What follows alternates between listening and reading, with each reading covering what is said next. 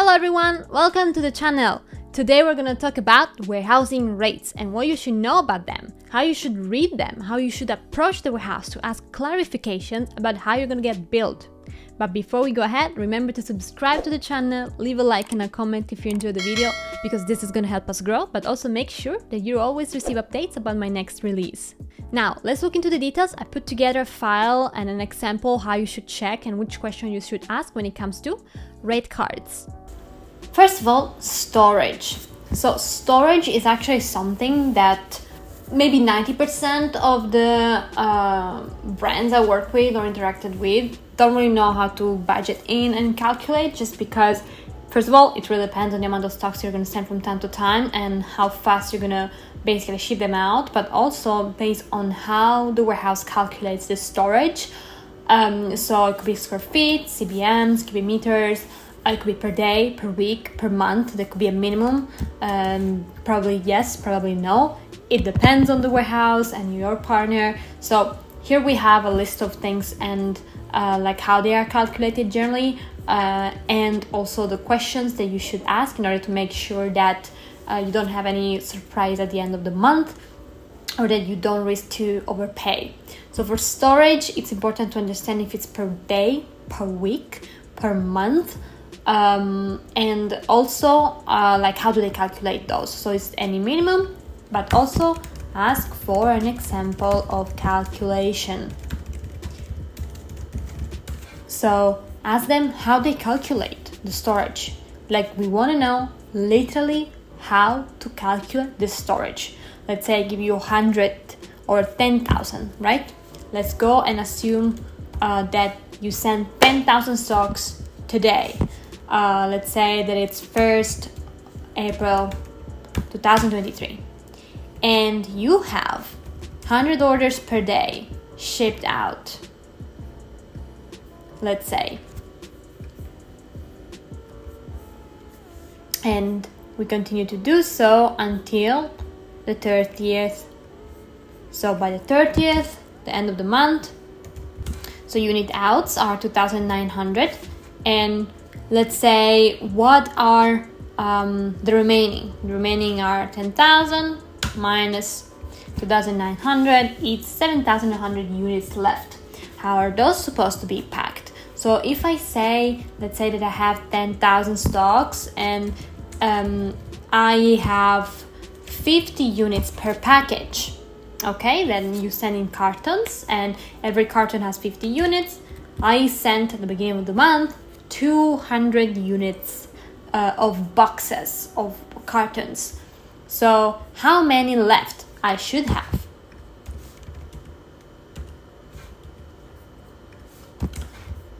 $142. So I started with 200, I should have 142 by end of the month.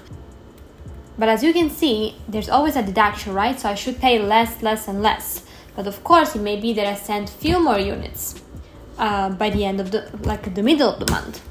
So I have an additional 100 boxes that are here, and that should be considered on those initial 10,000 that I sent.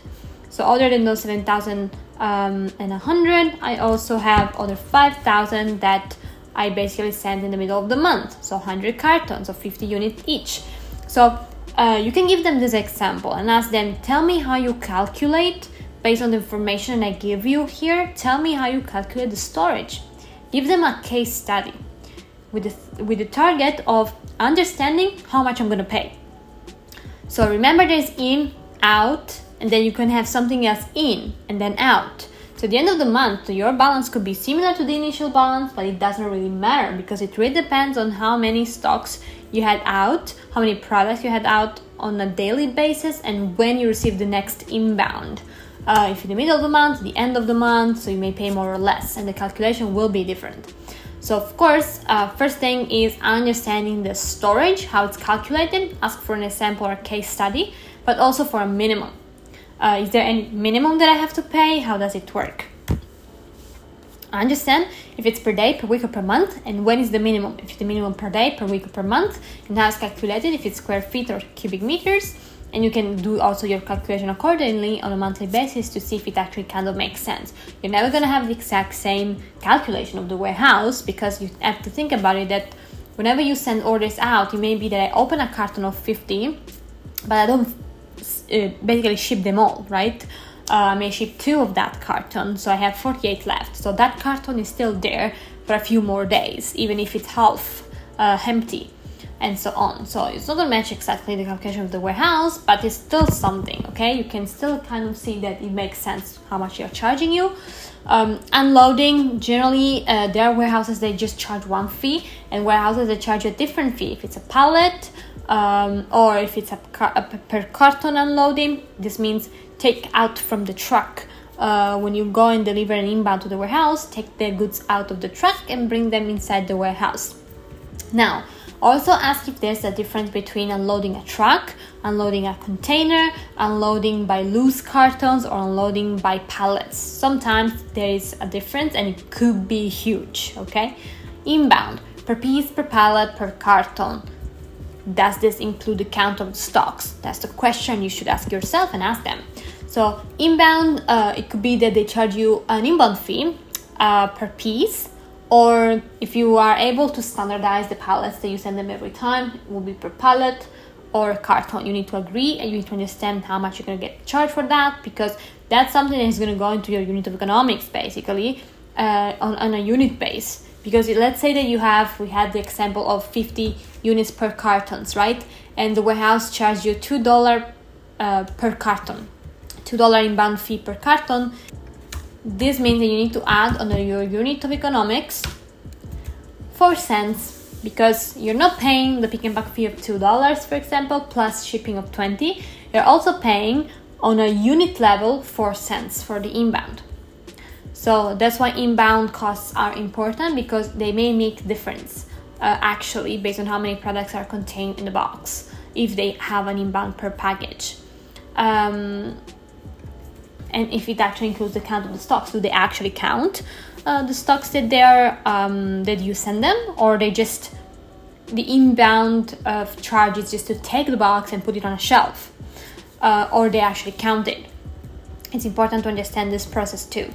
And if there's a separate fee for counting the stocks that they received. Outbound is generally either per order or per piece. It may be that, up to 5 pieces, or per order that has up to 5 pieces, you may have just 1 fee. But generally it's per piece. You pay for the first piece in the order, a little bit a higher fee, and then each additional piece you pay less. So if you have one order with 3 products, for example, you're going to pay $2 for the first product that they pick, plus 1, plus 1. So this is how much you pay for a 3 products order. Instead, if it's a 2 product order, it's going to be something like this.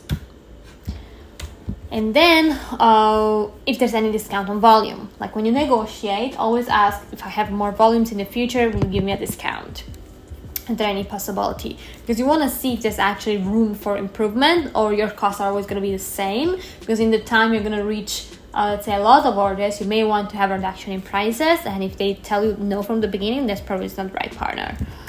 Order or handling fee, that may be other than the outbound pick and pack. There may be something like an order fee that you need to pay on top of that, and that's what's going to make it expensive. So see if it's per order, per piece, if it's always applicable, and so on. Platform and account management fee. Some warehouses and fulfillment center make you pay for a platform fee or for a fixed fee that you need to pay per month or per year. Same for the account management. If you want more support, sometimes they make you pay for it. It's not included.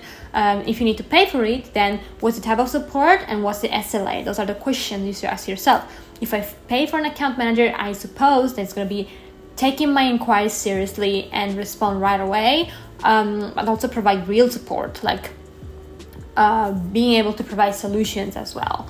And if it's a monthly or yearly, and also this is going to be a fixed fee, right? So you need to budget in your cost. So let's see, if you pay $500 for a platform fee and I don't know, 650 for the account management fee, that's already quite a fixed cost. It's already $1,150 per month that you pay, and then you need to consider that you need to split this also on your order volume. So if you have 5,000 orders per month, you're gonna have on a unit level on an order level 23 cents. on top of the pick and pack fee, on top of the shipping fee. So all combine those things like inbound, order fee, platform account management fee will actually impact sometimes quite a bit your order price, like the price you pay per order, or even per unit sometimes.